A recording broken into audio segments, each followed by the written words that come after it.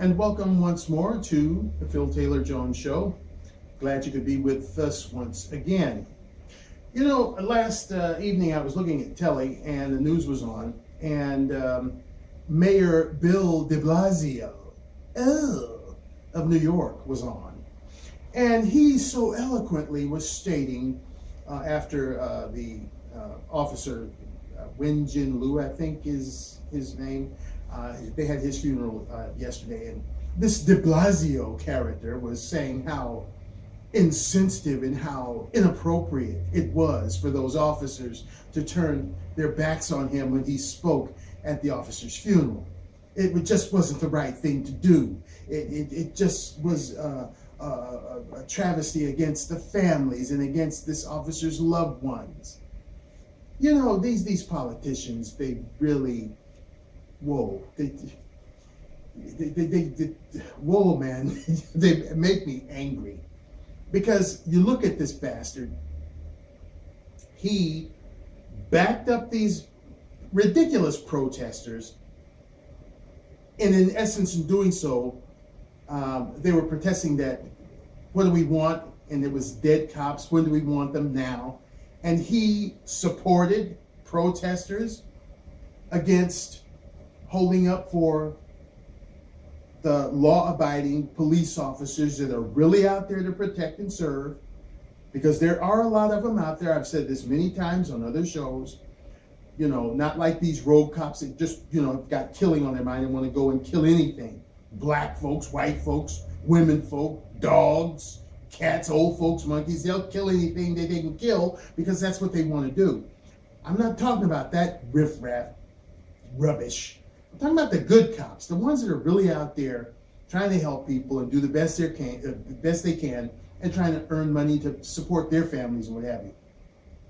This mayor, instead of, you know, supporting those people, supports good-for-nothing looters, idiots, fire starters, vandals, out there in the guise of protest. And he's shocked that the police officers would turn their backs on him for not only siding with these looters and reprobates, but also siding with the likes of Al Sharpton, Eric Holder, and the ever-present bastard. And you wonder why police officers turn their backs on you, De Blasio, you idiot. And then what is this? Daryl, no, not Daryl Gates. What is that? The police chief that used to be here. Bill Bratton, yeah. What a jackass he is. You know, folks, when he was police officer here, police chief of the officers in the LAPD, he would often side with the mayor against his own officers. Well, it looks like he's doing the same thing there in New York, because he's siding about what a good mayor Bill De Blasio is, and he is there working for the benefit of the police officers and officers, and because I think he's from Boston or somewhere with that accent, pack the car and Harvard Yard and all that crap all for him. You know, this guy, he just blows like whichever way the wind goes. So if I were a police officer in New York, I would take what he says with a grain of salt also. What a bunch of idiots. But this De Blasio guy, you know, he needs to go. He needs to be on that same leaky boat with Holder, Sharpton, bastard, Boehner, and all the rest of them. Because what is he? He's a politician. And politicians stink. They do. They just foul up the air no matter where they are. And that's why I say, one of the things that I'd like to see in this country, I don't know that we'll ever see it, but I would like for somebody to throw it out there, is to have some kind of ad hoc committee to watch these people. Because as I've alluded to so many, I'm getting obviously emotional about this because I can't speak. I get really mad and start being a mush mouth. Anyway, calm down, Phil. Calm down. Calm down. What I'd like to see is an ad hoc committee to sort of be a watchdog for these idiots, because as I've said on other shows, Yeah, they're all sweetsy, apple pie and marshmallows and whatever you want them to be, shaking hands with babies and kissing folks and what have you, until they get their raunchy, scroungy behinds in office. Then it's like, yeah, you put me in there, so now you gotta suffer. I'd like to see that go away. I'd like to see this ad hoc committee be on them nip and tuck. When they raise their right hand, and take the oath of office, whatever it be, president, mayor, alderman, whatever, dog catcher, anything that you elect these bastards to, after they raise their right hand, they're under scrutiny. Rigid,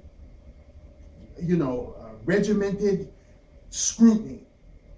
And if you don't toe the line, say in the first 90 days you're in there, boop, you're gone. Everybody, president, Congress, Supreme Court, dog catcher, whatever. If you don't toe the line, you're gone. I bet you they would act a bit more responsibly if they knew that they were being watched. If you know this old bastard and people like De Blasio and all these other muckety mucks, they get in there and they do whatever the hell they want. Why? Because nobody can check their hand. They're going to stay there until their term is up, unless they really do something heinous, like Tricky Dick, Richard Milhouse. He got so embroiled in this Watergate scandal, he had to go. Tell you the truth, Clinton should have been gone. He shouldn't have ever did another term of a day of service, because not only did he commit, this thing within his marriage vow, which is not really, say, political, it's more of a moral thing, but he lied about it. He lied under oath to the grand jury or whatever the hell it was he was before. He lied. Perjury. That is a crime. He committed. He should have been gone. But he wasn't, because he knew that nobody would check his hand. So, I would love to see this committee in place and actually see what they would do. Now it's coming out more every day about bastard care and what a debacle that is. People are going to really be up in arms when they reach for their income tax checks and discover there will be no check, or that it will be cut so drastically that you can't even buy a Hot Wheel car with it. I think Hot Wheel cars are what now, about $1.70 or something like that. They're going to be pissed because, most people buy new cars with their income tax refund. Nothing has been put so much weight on as that income tax check. You're going to do everything when you get your income tax. When I get my income tax, wow, watch my speed. I'm going to buy everything. They're not going to be able to buy a damn thing because this old bastard care is going to take care of that. So, once again, I can't preach it enough, folks. We got to become more proactive, because we got to get rid of these De Blasios and these holders and these Sharptons and these old bastards and all these creeps that have been creeping around, mucking up our country for decades, creating, $1 trillion of debt that we'll never get out. By the time old bastard leaves office, the national debt will probably be, if not close to 20 trillion, a little bit over it. Because, this guy's just spending money like water. He's doing all this, getting us involved in all these dumbass wars, and then, just doing all kinds of crazy stuff. So, I just had to bring that out, this De Blasio guy, just trying to turn it around and make like, oh, he's just this wonderful, person here, just, at the officer's funeral, and I'm just trying to speak on behalf of the officer, and the other officers turn their backs on me. That's inappropriate. That's wrong towards the family. That's a disgrace and dishonor to the dead officers. Oh, screw you, you bastard. If I had been there, I'd have turned my back on you too, you sick piece of crap. Got to get rid of these bastards. How dare he try to turn things around and make it look like the officers did something wrong. They should have turned their butts up to it. What'd you say, Chris? He's basically supporting murderers because they decided to kill the cops and he joined in with them, and then what happened. Right. And then, That's what gets me about these stupid politicians. They do all of this crap.